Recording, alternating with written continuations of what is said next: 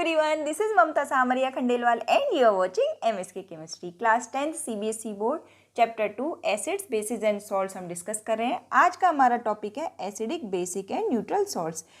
ये वीडियोस हम already upload कर चुके हैं, आप इन्हें ज़रूर देखिए, स्पेशली एक्टिविटीज़, क्योंकि इस चैप्टर में एक्टिविटीज़ में से क्वेश्चंस ज़रूर आते हैं। तो शुरुआत करते हैं मोटिवेशन के साथ। थॉट फॉर स्टूडेंट, आपके मोटिवेशन के लिए। पिता के द्वारा डांटी गई संतान, गुरु के द्वारा डांटा गया शिष्य और सुनार के द्वारा पीटा गया सोना, ये सब अंत में आभूषण ही बनते हैं। ये है आपकी मोटिवेशन के लिए और हमारे मोटिवेशन के लिए आपका एक प्यारा सा लाइक। अगर आप चैनल पर नए हैं तो please subscribe our channel. How do acids and bases react with each other.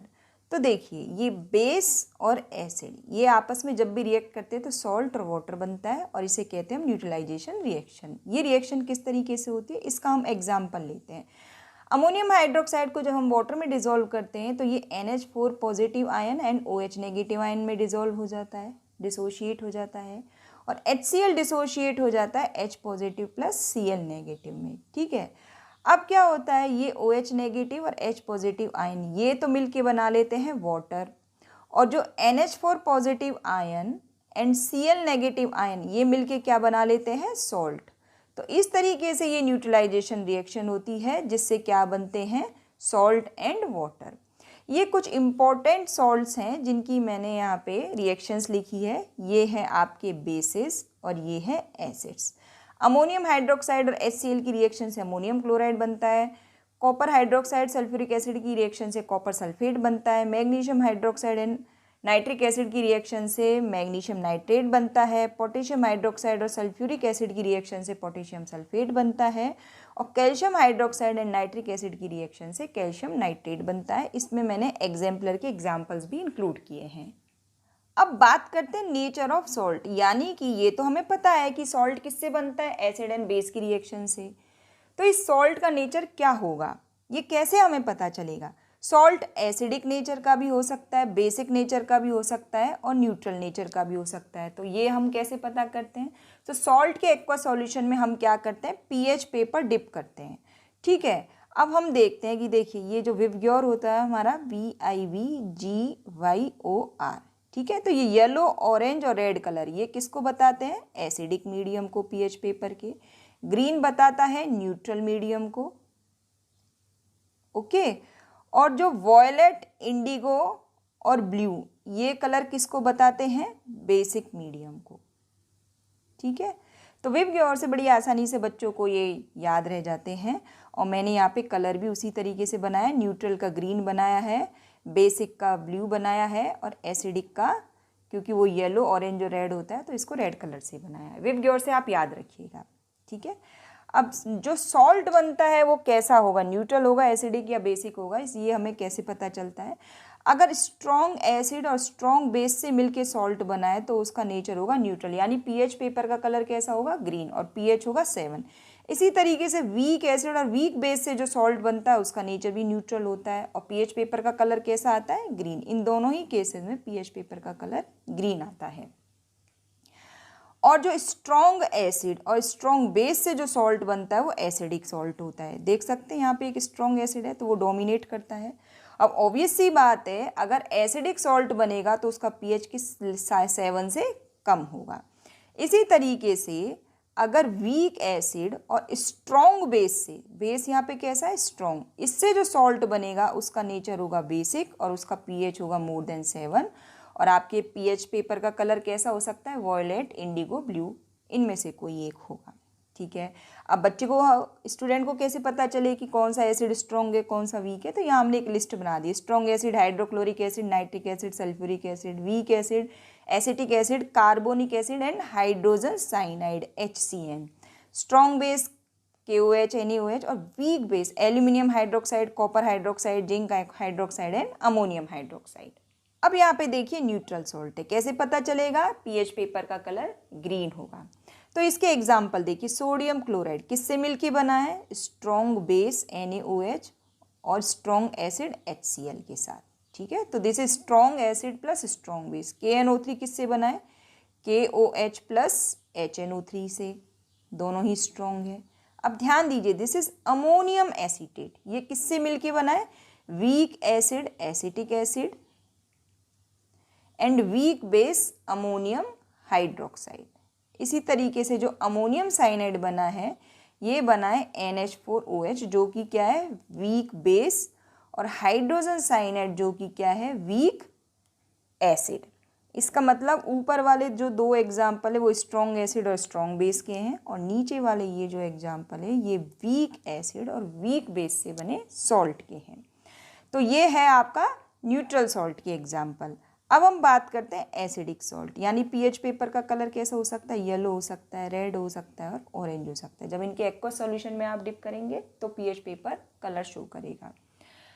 ठीक है, तो कॉपर सल्फेट किससे मिलके बना है?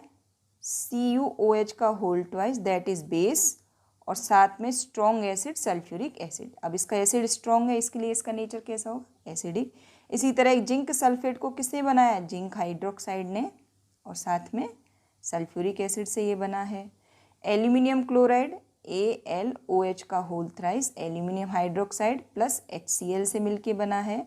अमोनियम क्लोराइड को किसने बनाया? NH4OH प्लस HCl, और क्यूपिक क्लोराइड मिलके बनाया है CuOH का whole twice, cupric hydroxide plus HCl। तो इस तरीके से हम ये देखते हैं कि जो सॉल्ट है उसके पेरेंट एसिड और बेस का नेचर क्या है, वो ही ये डिसाइड करते हैं कि आपका सॉल्ट का नेचर न्यूट्रल होगा, एसिडिक होगा या बेसिक होगा। बेसिक सॉल्ट की बात करते हैं, यानी कि पीएच पेपर का कलर कैसा हो सकता है? वॉयलेट, इंडिगो एंड ब्लू, इनमें से कोई भी हो सकता है। ठीक है, अब देखिए बेसिक सॉल्ट मतलब स्ट्रॉन्ग क्या होगा? बेस होगा। तो ये किससे मिलके बना है? Weak acid CH3COOH plus strong base NaOH से। Na2CO3 किससे मिलके बना है?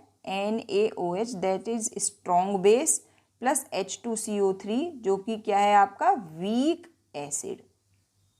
सोडियम बाइकार्बोनेट ये भी इन्हीं से मिलके बना है, NaOH प्लस H2CO3।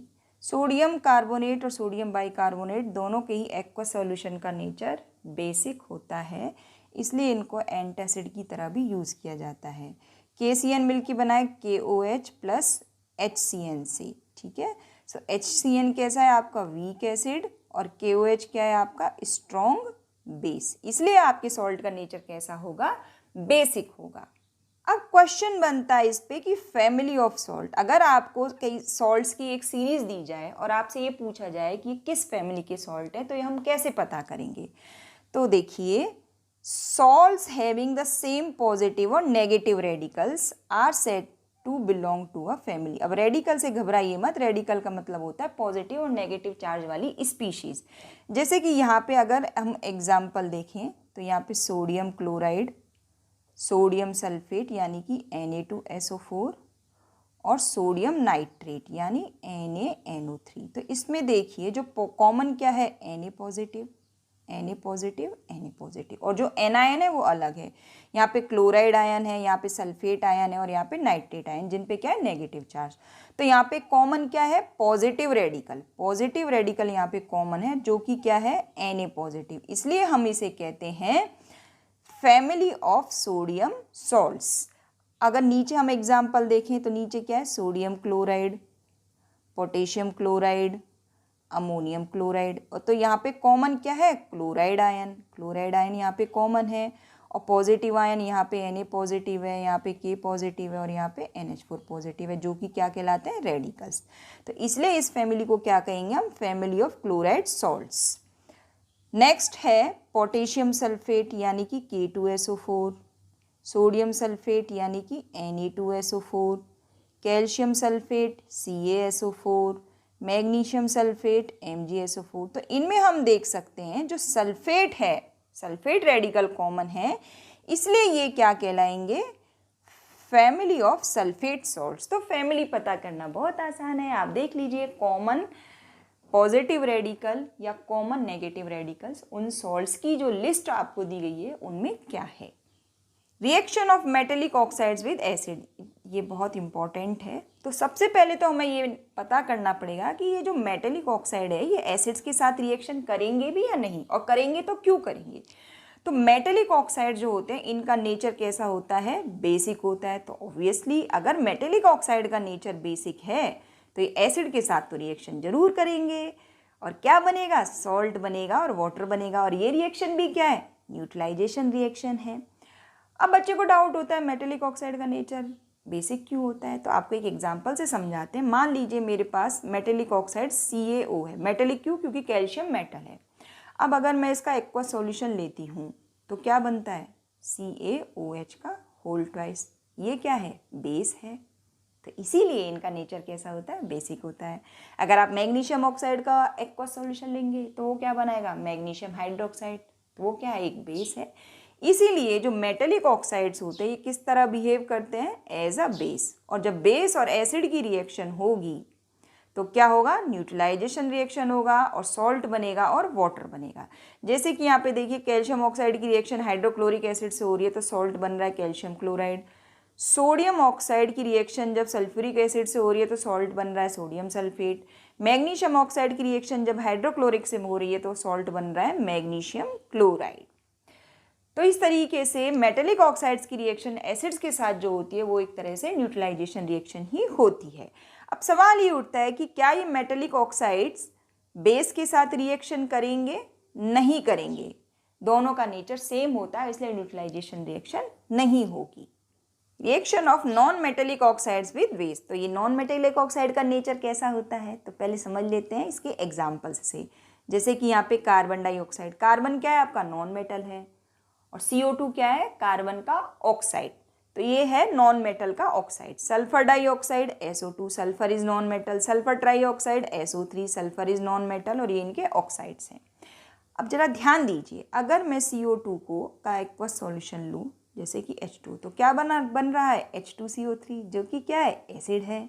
इसी तरीके से सल्फर ट्राइऑक्साइड को अगर वाटर में डिसॉल्व किया जाए तो क्या बनेगा, H2SO4। तो इन सब का नेचर कैसा है, एसिडिक। इसलिए हम बोलते हैं कि जो नॉन मेटेलिक ऑक्साइड्स होते हैं इनका नेचर कैसा होता है, एसिडिक इन नेचर। तो ऑब्वियसली ये अगर खुद एसिडिक नेचर के हैं तो ये बेस से रिएक्शन जरूर करेंगे और ये रिएक्शन भी कैसी होगी, न्यूट्रलाइजेशन रिएक्शन। और क्या बनेगा, सॉल्ट एंड वाटर। तो कार्बन डाइऑक्साइड की रिएक्शन जब NaOH के साथ होती है, ये आपकी एग्जाम्पलर की रिएक्शन का भी एग्जाम्पल है। तो बनता है sodium carbonate. This is the method of preparation of the salt sodium carbonate. ठीक है। और अगर सल्फर ट्राइऑक्साइड की रिएक्शन अगर हम बेस से कराते हैं तो बनेगा salt potassium sulphate and H2O।